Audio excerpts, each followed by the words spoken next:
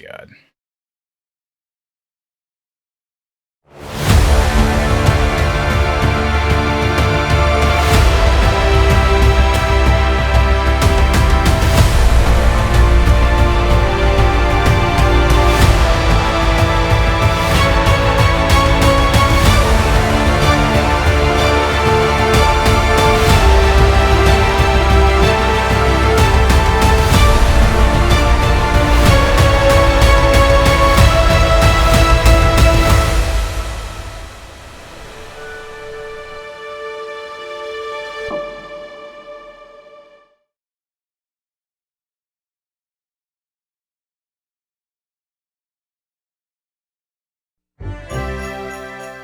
Two holidays have been my favorites for a long time.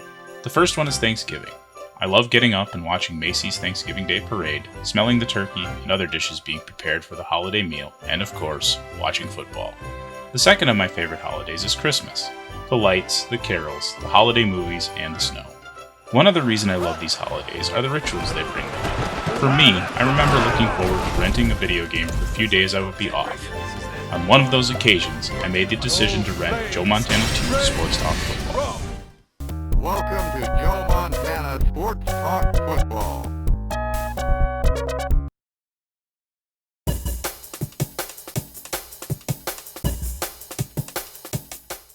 Joe Montana 2 Sports Talk Football is the first football game I played that had 28 different football teams and allowed you to play a 16-game regular season, playoffs, and championship game.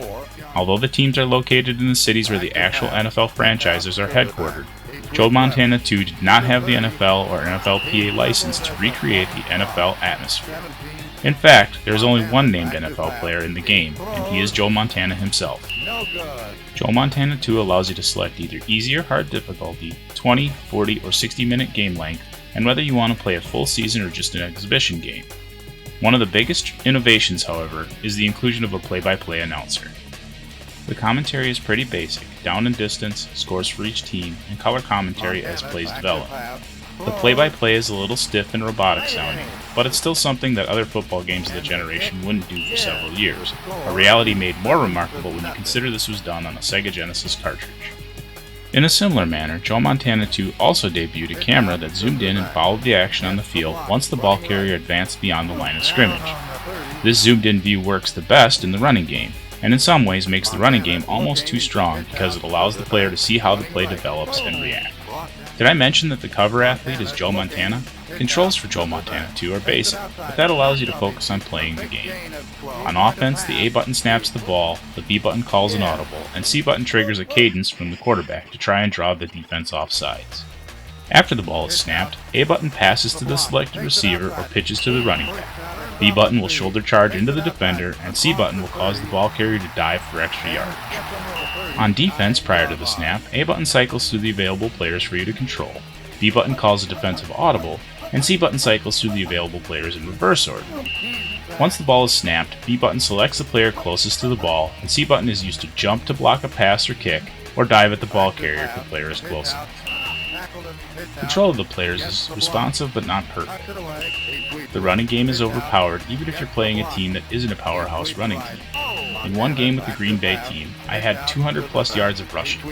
All I did was sweep right, sweep left, power right, power left, and dive up the middle. By way of comparison, passing in Joe Montana 2 is somewhat between abysmal and laughable, with a sprinkling of confusion mixed in. Passing at all in this game is a 50-50 proposition on a good day. Passes are incomplete or more often result in interceptions. In one game I stopped counting interceptions at 6, and I was playing on easy. Like other football games, you can play against other players, and if you're playing a season, there is a password feature allowing you to continue your progress at a later date.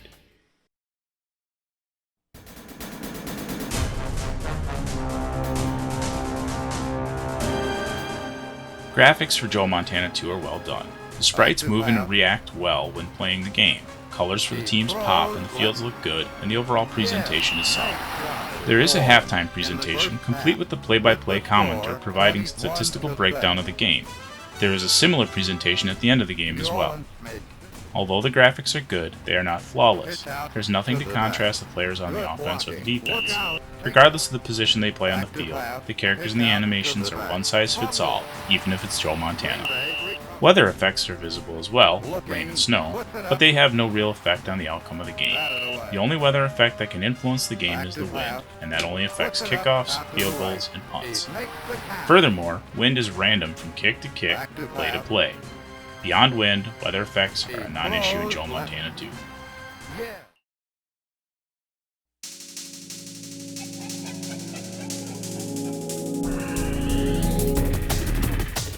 The play-by-play announcer, the action camera, and the halftime show help create a big game atmosphere and allows you to look past some of the limitations Joe Montana 2 suffers from.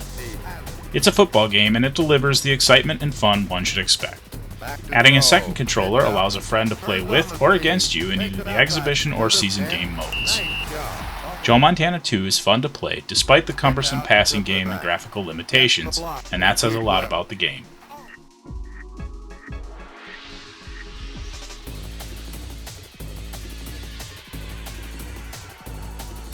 There are 28 teams to choose from, which makes the game replayable to a point. But after a season or two, the game may suffer from the repetition of run right, run left, or run up the middle.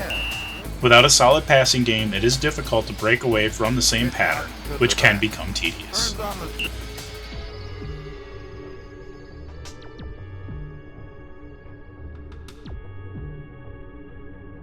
Joe Montana 2 Sports Talk Football has several things to admire and enjoy. Chief among them the play-by-play announcer, the action camera, and the controls. The fact all of this was executed in a Sega Genesis cartridge is reason enough to add it to your collection. Joe Montana 2 is a fun game despite the problematic passing game, and Sega did a good job of designing a platform for future titles in the series.